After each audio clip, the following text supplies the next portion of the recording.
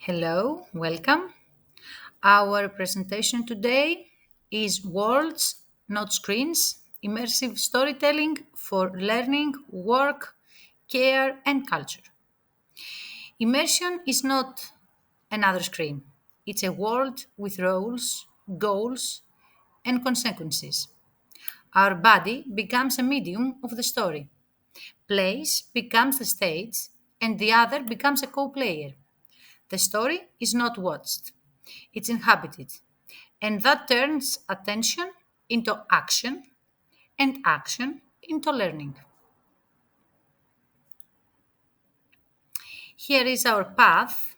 We start with what immersion is, and the body plays other thread. Then we map the tools, apply them to education, training, healthcare, and marketing. We move to social impact, culture, and ethics. At the end, we tackle challenges and close with adaptation and what's next. Let's pick up the thread with body, place, other.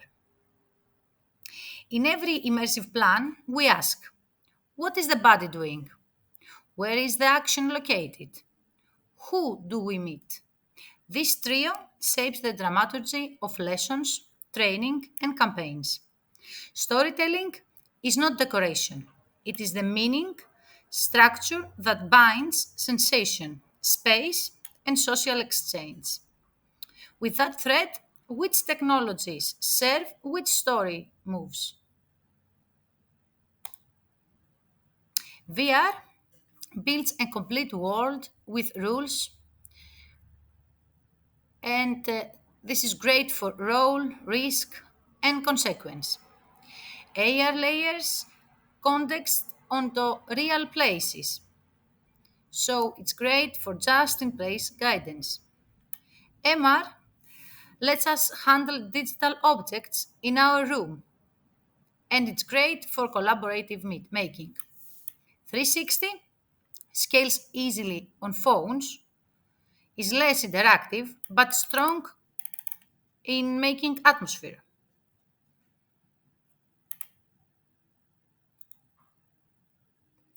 In education, storytelling and narrative structure scaffolds learning as goal setting, causal conflict analysis, and evidence based decision making for resolution. Embodied action raises attention and retention, especially when we pair the scene with discussion and reflection. Systematic reviews show moderate to strong learning effects when VR is used with pedagogy, not just as a novelty. We will not analyze more because we did in previous presentations.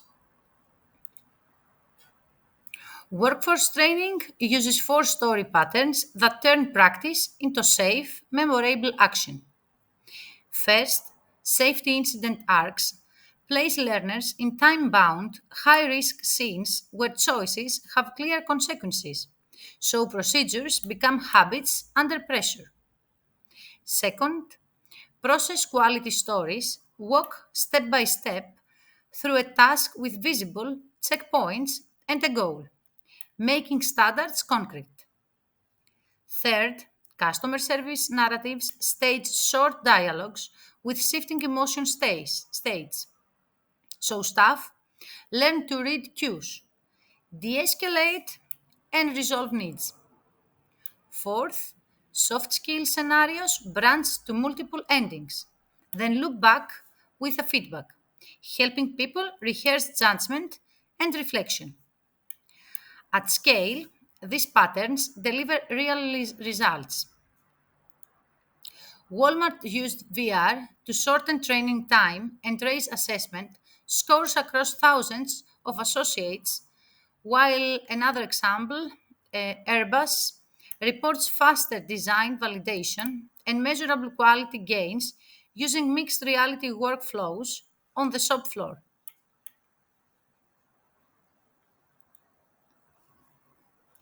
Healthcare now uses the same story shapes but adds clinical safety, patient comfort, and care outcomes. Storytelling organizes control and safety around the experience. First, in analgesia distraction, absorbing scenes shift attention, calibrate pain expectations, and reduce perceived pain during procedures, dressing changes, and chronic symptoms. Next, in exposure for phobias and trauma related anxiety, the story climbs in steps with graded intensity and clear safety anchors. So the patient can process cues without overexposure. In rehabilitation, exercises are tied to levels, visible goals, and audiovisual motion feedback that strengthens adherence to the program. Finally, in clinician skills training, role based scenarios, checklists, and coached rehearsal enable safe repetition and better transfer from scenario to practice. A key milestone here is the FDA De Novo clearance for home use VR in chronic low back pain, is VRX, showing how a well designed, graded, and personalized storytelling protocol can deliver clinical benefit without medication. Now, in the marketing sector, how do stories shift choices and memories in marketing and brands? Storytelling here frames identity and fit. Rather than pushing features, the story places the customer inside a small scene. A living room where a sofa appears in AR, a mirror where makeup try on shift a mood, or a 360 vignette where the brand's values feel lived. AR lowers pre-purchase uncertainty by letting people see use, context, and scale before they commit. Try-on systems then link product to a personal narrative, which is linked to the questions like who I am, or even better, who uh, I want to become. So, choice is not only rational, but self consistent. VR 360 brand worlds add atmosphere and memory cues that make campaigns stick beyond a scroll. The craft is to guide a clear arc, goal, friction, resolution, while keeping the path to action simple. Compare, customize, and decide finally with confidence. The point is not just to test it, it's to feel the brand's world. Situate the product in one's own story and make a confident choice. Can stories also shift attitudes and civic action? In social impact, storytelling centers a viewpoint and asks for us to stay with it until we feel why it matters and plan a move. Perspective taking in VR can lift empathy and willingness to help. But empathy alone is fragile unless the story avoids pain as spectacle and offers guided next steps. The design should be with consent and care to set context, let participants choose how close to get, mark safety anchors with pause and exit options, and end with clear pathways like donate, volunteer, or learn more. The representation must be kept accountable, inviting the community to co author the narrative, state what actually helps, and show how small actions connect to structural change. Projects like Clouds over Sidra resonated because They paired an intimate first person view with specific actions and credible partners.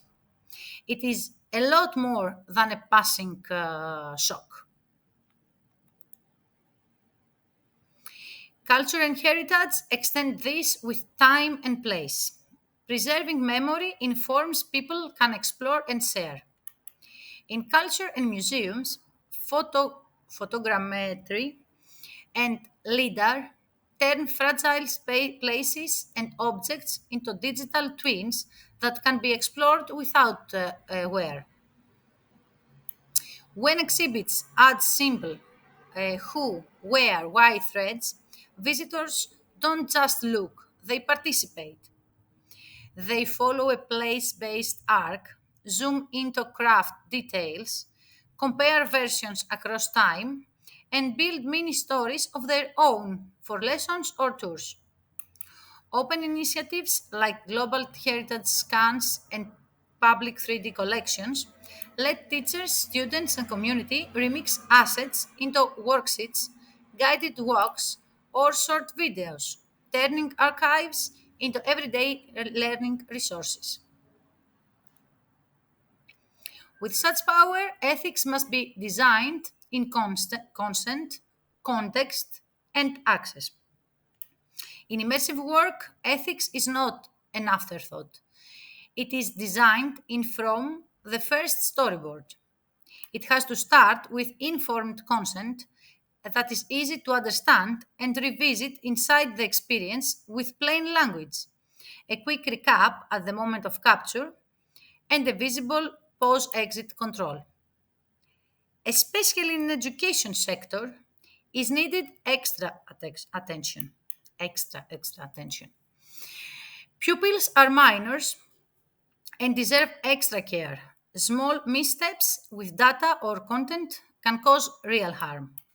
As we know better, nowadays parents' trust is fragile. Unclear data use or inaccessible design can trigger quick pushback and opt out. School policies and laws like GDPR expect data minimization, clear purpose, short retention, and easy rights consent paths. So, in schools, trust is thin and stakes are high. You have to use a checklist to keep XR activities safe, lawful, and parent proof. You could use this rule of five before you run an XR story based activity to keep it ethical, accessible, and transparent. Firstly, collect the minimum. Only gather what the activity truly needs. Set short default retention and keep identity separate from behavior traces. Be explicit. Say what you collect, like posture or voice, how it's processed, and why it improves learning or care. Then secure accessibility from the start. Provide captions and audio description. Offer alternative paths, comfort settings, and 2D fallback so no one is locked out. You have to guard against bias and harm. Co-design or review with communities portrayed. Avoid pain as spectacle. Add cultural context and content warnings where needed. Keep a simple governance trail. Maintain a plain log of what data is stored, where, and for how long. To sum up, collect less, explain more, include everyone, check bias, and keep records. Common obstacles have practical fixes. Comfort first for cyber sickness is covered extensively in the previous presentation. For cost, we start small using 360 or WebAR on the devices we already have, choosing scenes with one clear learning goal and piloting a short teacher editable version before funding custom builds. For access, always provide a 2D fallback, captions and transcripts, audio description where needed, comfort presets, and a download offline option. For upkeep, build modular stories. Keep narrative logic separate from media. Version your files. Keep all text in simple spreadsheet and track basic usage so you improve what matters. To sum up, focus is needed on comfort in one line, low cost, access for all, and easy updates. With the basics in place, how do we scale responsibility? Start by naming the behavior change in one sentence. Who should do what, where, and how we will know. Make it a mini scenario. Students adapt a role, face a concrete scene, choose what to do, and see the result. One habit learned clearly. Co-design with teachers, staff, or patients. We could run a short workshop or test a paper storyboard and let users flag friction early. Then measure impact with simple checkpoints, such as a learning quiz, a comfort and accessibility quick survey, or one outcome metric. Iterate, then scale what works, and turn it into a kit with assets and facilitation nodes. So you could run a train the trainer and set light governance with consent text, data minimization, and accessibility checklist. Keep the story as the spine that ties technology to purpose. Every new scene must serve the goal, not the gadget. With AI, stories become more adaptive and conversational, able to read context, pace difficulty, and offer just in time guidance without losing human judgment. Our lens stays the same. Use immersion where it adds care, clarity, and capability. Keep governance simple and transparent. Minimize data and make accessibility a default, not an add on. Finally, share what you learn. Open lesson kits, short case notes, and practical checklists so the field matures ethically and pedagogically. The future is not about more devices, it's about better stories told with care. Across settings, story gives technology a job to make ideas felt, choices clear, and skills doable. When we design with body plays other in mind, immersion turns attention into actions and action into learning. Start small and honest. Co design with your people, sip one clear goal, measure what matters, and keep what helps. Share your kits and notes so others can build faster and safer. The future isn't just more devices, it's better stories and better human point of view. Thank you for watching again.